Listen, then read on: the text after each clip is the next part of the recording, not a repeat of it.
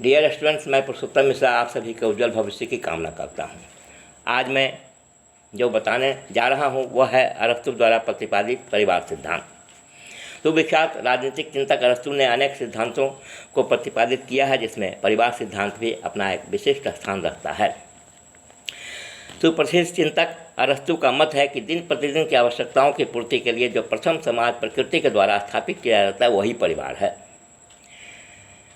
परिवार समाज की एक छोटी सी इकाई है। इसी छोटी सी इकाई के आधार पर सामाजिक जीवन का निर्माण होता है। व्यक्ति के लिए परिवार यानी फैमिली ही सामाजिक जीवन की सबसे पाठशाला है। परिवार से ही व्यक्ति नैतिक और सामाजिक व्यवहार की शिक्षा पाता है।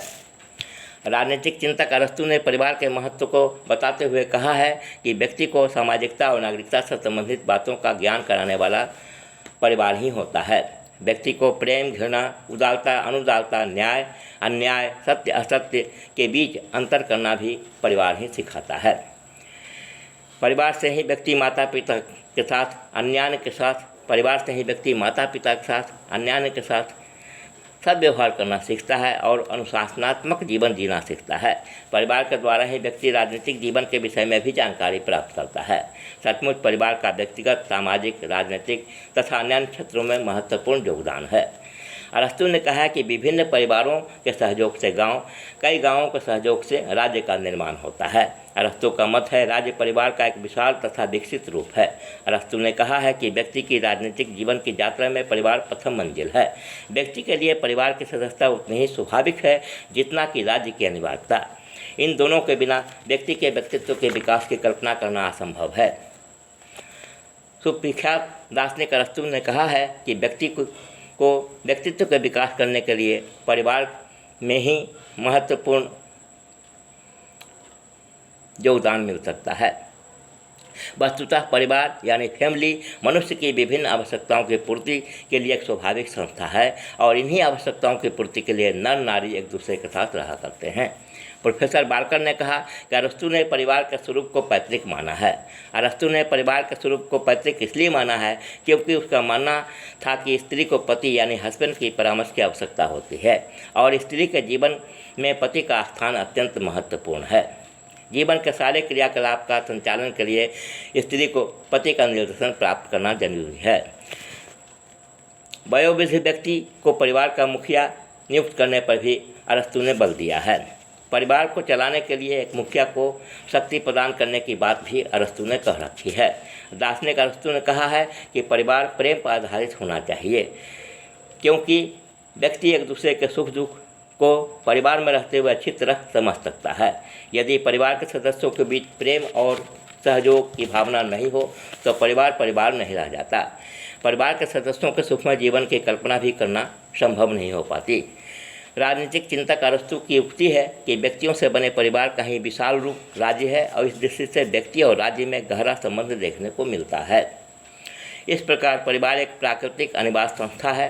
अस्थायी विवाह पद्धति के द्वारा जिस पहली संस्था का जन्म हुआ है वह परिवार है। परिवार ही राज्य का मूल रूप माना जा सकता है जिसमें शासक और शासित का संबंध प्रथम रूप से देखने को मिलता है। किंतु अरस्तु परिवार को पूर्ण रूपेण स्वतंत्रता देने के पक्ष में दिखाई नहीं देते क्योंकि उनका मानना है कि परिवार पर राज्य का नियंत्रण होना बहुत जरूरी है। कतिपय आलोचकों ने अरस्तु के परिवार सिद्धांत की कटु आलोचना की है। ऐसे आलोचकों का मानना है कि अरस्तु का परिवार सिद्धांत विरोधाभास से युक्त एक ऐसा सिद्धांत है जिसमें यह दिखलाया गया है कि परिवार से ही राज्य का निर्माण होता है। अतः परिवार एक महत्वपूर्ण संस्था है किंतु परिवार का अपना स्वतंत्र अस्तित्व का नहीं होना, इसे राज्य के नियंत्रण से पूर्ण रूप से प्रभावित होना इस सिद्धांत को पूर्णतः समझने में कठिनाई उत्पन्न करता है और वस्तुतः यह एकांगी सिद्धांत लगने लगता है। आलोचकों का यह भी मानना है कि अरस्तु का यह कहना कि परिवार सिद्धांत के अंतर्गत परिवार में उत्पन्न बच्चे राज्य की संतानें होंगे एक संशय की स्थिति पैदा करती है क्योंकि वास्तविकता यह है कि परिवार में उत्पन्न संतान वस्तुतः उस परिवार के माता पिता की संतानें होती हैं, न कि राज्यों की संतानें। वास्तव में किसी भी संतान को अगर राज्य की संतान घोषित कर दिया जाएगा तो वह माता पिता के व्यक्तिगत प्यार दुलार से वंचित हो जाएगा, जो वास्तव में एक दुखद स्थिति देखने को मिलेगी।